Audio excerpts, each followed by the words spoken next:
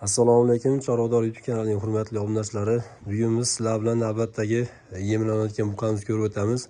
Do'stlar, sizlardan bir iltimos, kanalimizga rivoj uchun like bosib obuna bo'lib qo'yishni unutmanglar. Mana bu buqamizni do'stlar silyos, kunjara, kepak hamda shakallar berib boqyapmiz. Ko'rishlaringiz mumkin, mana jonivor hozirgi kunda kuniga qo'shyapti. O'zi shu 20 kun atrofida kura yordi, tish chiqardi. O'zi asli mol kura yorgandan keyin ham o'ziga olishi yana ham yaxshilanadi. Bo'lib hozirgi kunda kunlarimiz yana ham isib, ancha to'lib, hali yaxshi o'ziga olyapti. Jonivor rasi yog'siz semiryapti. Ko'rishlaringiz mumkin, dung'azlar tagida ham quruq, asha yog'i hech qanaqa nimasi yo'q. Va oyog'ining oralari ham, badanlari ham ancha sergo'sh, yog'siz, ancha yaxshi paroda. Bu kalmik paroda shunaqa nimada bo'lsa kerak. Endi bu sementalga gibrid bo'lgan, shuni hisobigadir balki. Ancha yog'siz bo'lib yaxshi qo'shyapti. Mo yelkalari ham, bo'yinlari ham, mana qo'llari ham ancha yaxshi, to'shlari ham, oldi orqasi bir xilda yaxshi mol. Olinganda bu mol yashurdan chiqqan mol edi. O'zi asli yashurdan chiqqan mol ham tuzalgandan keyin reski o'zgarib ketadi. Balki shuni hisobiga ancha o'ziga olishi yaxshi bo'lib, yaxshi ketyapti menimcha. Keyin hozirgi kunda endi mollar ham o'zi yashirib bo'lgan mol ham yashirib qaytarib olyapti. Endi biz buni oldin olish maqsadida shu suv berganda suvga margan suvga qo'shib beryapmiz. Shu ozgina rangini chiqarib. Endi xudo xolasa shu ham bir bunga davo bo'lyapti inshaalloh. Uni oldini olyapti yashirdi. Ilohim unaqa kasallik bo'lmasin hech kimga. Endi sizlarga ham bir maslahat, shuni oldin olish maqsadida endi hozirgi kunda margan suvga biroz qo'shib bersanglar ancha foydali bo'ladi. Xudo xolasa shu kasallikni oldin olgan bo'lib qoladi inshaalloh. Endi bu molimizga hozirgi kunda kepak 1,5 kilo, kunjara shu 1 kilo atrofida beryapmiz bir mahaliga. Silyos shu 7 kilo shunaqa atrofida, shakallar ham shu 1 kilo atrofida yeyapti. Bir mahaliga shunaqa qilib beryapmiz. Undan 2 mahal beramiz. 2 mahal berib abitda suv beramiz. Ozgina shu hasha berib bu molga qo'shib beramiz. Mana yaxshi, lekin mashi yem deb yelkalari ham ancha to'lib qoldi. Endi sekin kengayapti mol qo'llari ham.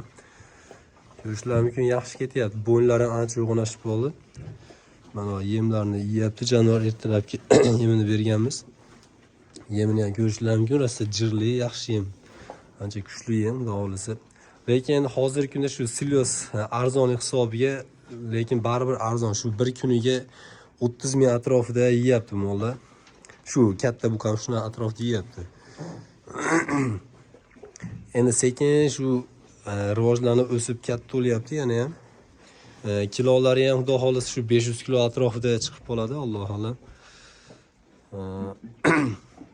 Ama kepak yaxshi edi, lekin jonivor rosa yog'siz, badani ancha yog'siz, sergo'sh, yaxshi buqa bo'lyapti. Xudo xolasa rosali qossob suyadigan. Mana ko'rishlaringiz mumkin, sekin bunaqasiga ham kengayib, yelkalari ham to'layapti jonivorni. Rosa endi hozirgi kunda tulayapti o'zi. Masalan, tuk to'kib.